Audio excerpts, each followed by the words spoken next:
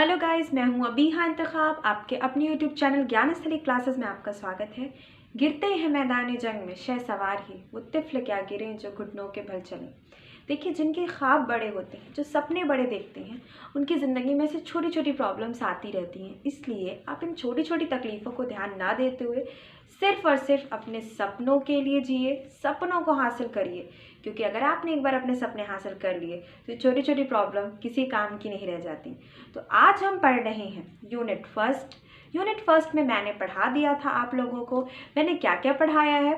शिक्षा के प्रकार, शिक्षण के प्रकार, शिक्षण की अवधारणाएं, शिक्षण की विशेषताएं, शिक्षण के उद्देश्य हम पढ़ रहे थे। हमने ब्लूम का सिद्धांत पढ़ लिया था। आज हमें पढ़ना था शिक्षण के उद्देश्य में जो निर्देशात्मक वर्गीकरण है, उसमें हमें पढ़ना था आज गैगन और ब्रिग्स। तो चलिए हम गैगन और ब्रिग्स स्टार्ट करते हैं और पढ़ते हैं शिक्षण के उद्देश्य। उससे पहले हम थोड़ा पढ़ लेते हैं जो ब्लूम का सिद्धांत था, उसका रिवीजन कर लेते हैं और कुछ एडर्सन ने कुछ उसमें चेंजेस किए हैं, उस पर भी बात कर लेते हैं। देखिए, ब्लूम का सिद्धांत क्या था? ब्लूम का जो उद्देश्य का वर्गीकरण, यहाँ पे हम जो बात कर रहे हैं शिक्षण उद्देश्य का वर्गीकरण, उसमें ब्लूम ने जो निर्देशात्मक वर्गीकरण किया है यहाँ पे उद्देश्यों का, उसमें 3H थ्योरी थी ब्लूम की। 3H थ्योरी यानी कि हेड, यहाँ पे मैं लिख देती हूँ 3H थ्योरी थी, हेड, हार्ट एंड हैंड।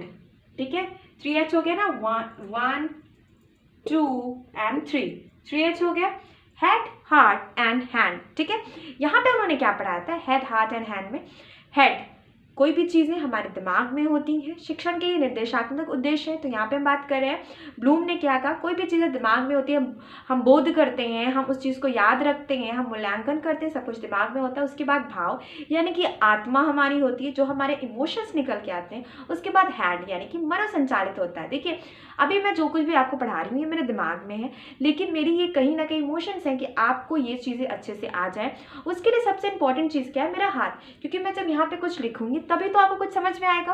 तो ब्लूम की ये थ्योरी थी। आगे बात करते हैं, वर्ष 2001 में एडरसन और कर्टवुल ने ब्लूम वर्गीकरण में कुछ संशोधन किया, जिसके अनुसार ज्ञान को सोचने का परिणाम माना गया। ठीक है, ज्ञान को क्या माना गया? सोचने का परिणाम माना गया। देखिए, कुछ चेंजेस किए हैं। किसने किए हैं? एडरसन और कर्टवुल ने किए हैं। एडरसन और कर्टवुल ने किए हैं कुछ चेंजेस। ये फर्स्ट यूनिट पढ़ रहे हैं हम टीचिंग एप्टीट्यूड की। ठीक है, अब बात कर रहे हैं इन्होंने क्या चेंजेस किए। तो एडरसन और कर्टवुल के अनुसार ज्ञान के 4 आयाम होते हैं। शिक्षा, एजुकेशन, ज्ञान के कितने आयाम हैं? 4 आयाम है। मैं गैगन और ब्रिग्स भी पढ़ाऊंगी, आज ही पढ़ाऊंगी, तो ये इसको थोड़ा हम पढ़ लेते हैं जो एडरसन और कर्टवुल ने चेंजेस किए हैं ब्लूम के सिद्धांतों से बात कर लेते हैं। तथ्यात्मक ज्ञान होना चाहिए, वैचारिक ज्ञान होना चाहिए, प्रतिक्रियात्मक ज्ञान होना चाहिए, और लास्ट में वो एक वर्ड यूज करते हैं, मैं एक एक लिख दूं यहाँ पे। तथ्यात्मक ज्ञान होना चाहिए, फिर सेकंड आपका होता है वैचारिक ज्ञान होना चाहिए, इधर मैं थर्ड लिख देती हूँ। उसके बाद आपका होना चाहिए प्रक्रियात्मक ज्ञान, इसको मैं एक एक को भी डिफाइन करती हूँ, और चौथा आपका होता है मेटाकॉग्निटिव ज्ञान। ठीक है, मेटाकॉग्निटिव ज्ञान क्या होता है? देखिए, मेटाकॉग्निटिव ज्ञान के बारे में बात करेंगे। पहले हम बात कर लेते हैं तथ्यात्मक। तथ्य होने चाहिए आपके ज्ञान में। क्या होने चाहिए? तथ्य होने चाहिए, क्योंकि बिना तथ्यों के जब कोई बात नहीं समझी जा सकती तो फिर ज्ञान की बातें कैसे समझा सकते हैं हम? जब तक मेरी बातों में कोई तथ्य नहीं होंगे, आपको मेरी टीचिंग कैसे पसंद आएगी? सीधी सी बात है। फिर बात करते हैं वैचारिक ज्ञान।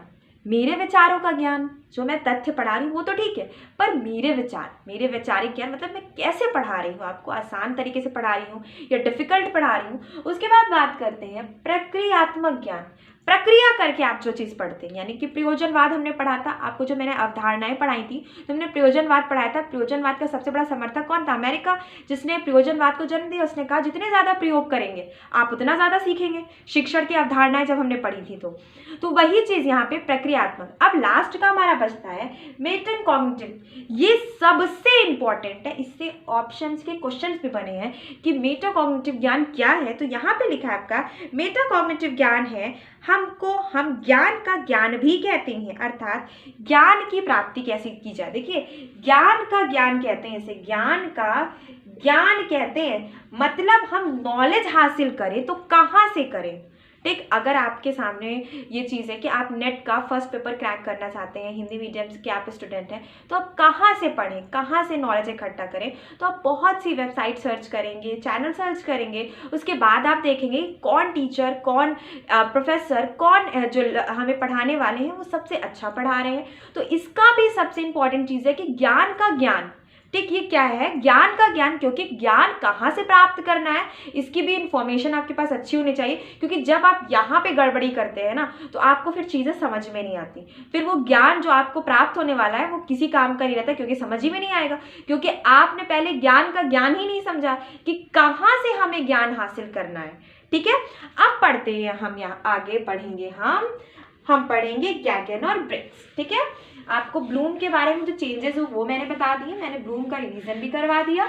अब हम आगे पढ़ेंगे गैगन और ब्रिग्स, क्योंकि ताकि आपको आसानी रहे हम पढ़ेंगे गैगन और ब्रिग्स का सिद्धांत।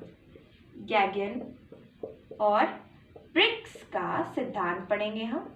गैगन और ब्रिग्स के सिद्धांत में हम क्या पढ़ेंगे उस पर हम बात करते हैं। देखिए, मैं एक एक पॉइंट, चारों पॉइंट को यहाँ पे लिख देती हूँ, उसको बाद में क्लियर करती हूँ। पहला पॉइंट है बौद्धिक कौशल, बौद्धिक कौशल, ठीक है। सेकंड पॉइंट है आपका ज्ञानात्मक रणनीति, ज्ञानात्मक रणनीति, ठीक है। थर्ड पॉइंट है आपका मौखिक सूचना, मौखिक सूचना।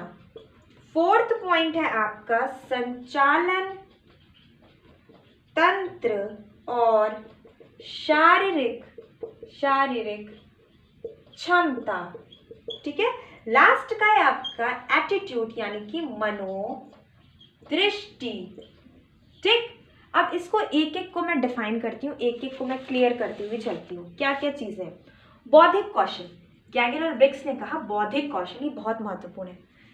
बुद्धि, मैंने जैसे पढ़ाया था आपको, जो विशेषताएं मैंने पढ़ाई तो मैंने बोला बौद्धिक गतिविधि है टीचिंग, क्योंकि टीचर दिमाग से सोच के मार्क्स देता है आपको, ठीक, मूल्यांकन करता है, नंबर देता है। उसी तरह अगर हम बात करते हैं बौद्धिक कौशल क्या है, तो बौद्धिक कौशल में हम सबसे इंपॉर्टेंट चीज़ देखते हैं कि कैसे हम तथ्यों को रखते हैं, कैसे हम अपने ज्ञान को रखते हैं, कितनी बुद्धि है हमारे पास, यानी कि कितना ज्ञान है हमारे पास जिससे हम चीज़ें आगे बढ़ाते हैं। तो बौद्धिक कौशल होता है आपका जो टीचर्स के पास अपने सब्जेक्ट का कितना ज्ञान है, ठीक। शिक्षा का उद्देश्य क्या? बौद्धिक कौशल बढ़ाना, अपने सब्जेक्ट के बारे में बच्चों को ज़्यादा से ज़्यादा बताना।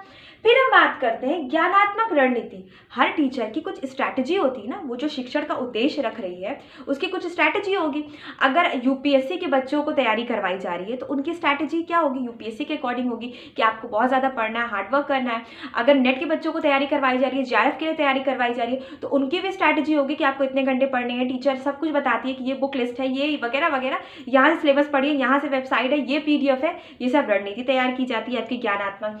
फिर बात करते हैं मौखिक सूचना, जो गैगन और ब्रिग्स ने कहा मौखिक सूचना। कई बार आपको इन्फॉर्मेशन बोल के भी दी जाती है, फोन के थ्रू दी जाती है, बोल के बताई जाती है। तो यहाँ पे उन्होंने लिखा है या किसी व्यक्ति द्वारा प्राप्त किए गए ज्ञान का आयोजन के संदर्भ रूप में, यानी कि आप किसी को जब कोई चीज़ बोल के बताते हैं, समझाते, कोई इन्फॉर्मेशन ले लीजिए। जैसे मैंने आपको कोई इन्फॉर्मेशन बता दी कि जैसे नेट का फॉर्म आ गया, उसकी करेक्शन डेट भी आ गई है, आप अगर चाहें तो करेक्शन करवा लें। तो एक तरह की मौखिक सूचना है, मौखिक इन्फॉर्मेशन है, जो यहाँ पे ये पॉइंट लिखी गई है मौखिक सूचना के बारे में। जितना ज्ञान था मेरे पास मैंने उतना बता दिया, लेकिन हो सकता है आपको इतना क्लियर ना हो जब तक मैं उसको, जैसे आप समझ सकते हैं मैं पीपीटी बना के आपको उन्हें डिफाइन करवाऊँ, यहाँ पे मैं अच्छे से एक एक पॉइंट क्लियर नहीं करवाऊँ तो नहीं हो सकता। फिर हम बात करते हैं आगे संचालन तंत्र और शारीरिक क्षमता। देखिए संचालन तंत्र भी बहुत इंपॉर्टेंट है। एक टीचर क्या होता है, जब बच्चों को पढ़ाता है, वो क्लास में लेक्चर दे रहा है तो वो क्या करता है, टहल टहल के पढ़ा रहा होता है, हर एक बच्चे पे उसकी नज़र होती है। तो बच्चों को, जिसे आप कह सकते हैं डर, या आप बोल दीजिए कि हाँ वो क्लास में जुड़ना चाहते हैं, वो एकदम क्लास में ध्यान देते हैं, वो भले टीचर का डर हो, वो क्लास में ध्यान देते हैं क्योंकि उनको लगता है टीचर हमारे अगल बगल घूम रहे हैं हमेशा, तो अगर मैंने कहीं भी गड़बड़ी की तो वो तुरंत मुझे देख लेंगे। कुछ टीचर्स ऐसे होते हैं जो एकदम एक चेयर एक कुर्सी बैठ के बस पढ़ा रहे हैं, एक बच्चा रीडिंग कर रहा है और बस क्लास खत्म हो गई, पीछे कोई कोई सब्जेक्ट का काम कर रहा है, कोई कोई सब्जेक्ट का काम कर रहा है। तो शारीरिक क्षमता और संचालन तंत्र भी बहुत इंपॉर्टेंट है। जब तक आप संचालित नहीं होंगे, जब तक आप अपने शरीर से, जैसे हम बोल सकते हैं, शारीरिक क्षमता नहीं दिखाएंगे अपनी, आप उठेंगे नहीं, चीज़ों को मतलब आप बोल सकते हैं एक्टिव होना। अगर मैं शारीरिक क्षमता का एक वर्ड में यूज़ करूँ तो एक्टिव होना। जितने ज़्यादा शिक्षण उद्देश्य की अगर बात करते हैं, जितनी ज़्यादा एक्टिव होंगे टीचर्स, जितनी ज़्यादा शिक्षण गतिविधि हमारी एक्टिव होगी, गैगन और ब्रिग्स ने कहा, उतना बेटर होगा। ठीक है, फिर लास्ट में हम बात करते हैं मनोदृष्टि क्या है, एटीट्यूड। ठीक है, एटीट्यूड क्या है कि आप जो बच्चों को सिखा रहे हैं उससे उसका नज़रिया क्या बन रहा है। मैं समाज की बात करूं या किसी की चीज़ की मैं बात करती हूँ, तो जैसे कि मैं टीचर ने एक लेसन पढ़ाया बच्चों को रानी लक्ष्मीबाई के बारे में, मैं एग्जांपल देके पढ़ा रही हूँ आपको ताकि आपको हमेशा याद रहे मनोदृष्टि क्या है। गैगन और ब्रिग्स के अकॉर्डिंग अगर हम बात करते हैं तो उन्होंने कहा कि टीचर अगर जब बच्चों को पढ़ा रहा है या उसको शिक्षण दे रहा है तो उसका उद्देश्य क्या होना चाहिए कि उनकी मनोदृष्टि अच्छी हो, एटीट्यूड पॉजिटिव हो, हमेशा निगेटिव कभी भी ना हो। वो जब भी बच्चों को पढ़ाए तो कुछ ऐसे एग्जाम्पल्स दे जिससे बच्चे ज़िंदगी में कभी हार ना माने, दूसरों के बारे में हमेशा अच्छा सोचें। जैसे कि अगर मैंने रानी लक्ष्मीबाई के बारे में एक लेक्चर दिया तो मैं बच्चों से कहूँगी कि बच्चों आपको औरतों की इज्जत करनी चाहिए, औरत या मर्द यानी कि स्त्री या पुरुष दोनों समान हैं। तो इनसे बच्चों के अंदर एक पॉजिटिव एटीट्यूड जाएगा, इससे बच्चे कुछ अच्छा सीखेंगे। ठीक है, तो यही आपका एटीट्यूड होता है। तो यहाँ पे हमने पांचों के पांचों पॉइंट्स पढ़ लिए जो गैगन और ब्रिग्स का सिद्धांत था। ब्लूम का सिद्धांत एकदम सिंपल सा था। ब्लूम ने क्या कहा कि 3H थ्योरी है। कितनी थ्योरी है? 3H थ्योरी है। जबकि यहाँ पे गैगन और ब्रिग्स ने कुछ पॉइंट्स रखे। उन्होंने कहा बौद्धिक कौशल, फिर कहा यहाँ पे ज्ञानात्मक रणनीति, फिर मौखिक सूचना, फिर संचालन तंत्र और शारीरिक क्षमता, और लास्ट में मनोदृष्टि। मनोदृष्टि बहुत इंपॉर्टेंट है क्योंकि ये सब करने के बाद जो एक एटीट्यूड निकलता है बच्चों का, क्योंकि बच्चे ही तो इस दुनिया या आप एक राष्ट्र बोलिए फ्यूचर है, तो टीचर उस एक फ्यूचर को बना रहा है ना, एक फ्यूचर को बिल्ड कर रहा है। तो इसलिए यहाँ पे हम देखते हैं कि सारे के सारे बहुत इंपॉर्टेंट है निर्देशात्मक वर्गीकरण जो किया गया है ब्लूम, गैगन और ब्रिग्स के द्वारा। तो आज आपको यहाँ दोनों का यानी तीनों का मैं बोलूँ, ब्लूम का भी और गैगन का भी, ब्रिग्स का भी, और जो एंडरसन और कॉटवेल ने जो चेंजेस किए हैं, उन्होंने जो वर्ड्स का प्रयोग किया, मेटाकॉग्निटिव के बारे में उन्होंने बताया कि ज्ञान का ज्ञान, ये भी बहुत इंपॉर्टेंट है, ये भी ऑप्शनल में बने हैं क्वेश्चंस। तो आपको आज आपका ये पूरा का पूरा कंप्लीट हो गया। तो आज का वीडियो बस इतना ही। चैनल को सब्सक्राइब कीजिएगा, वीडियो को लाइक कीजिएगा। Thank you.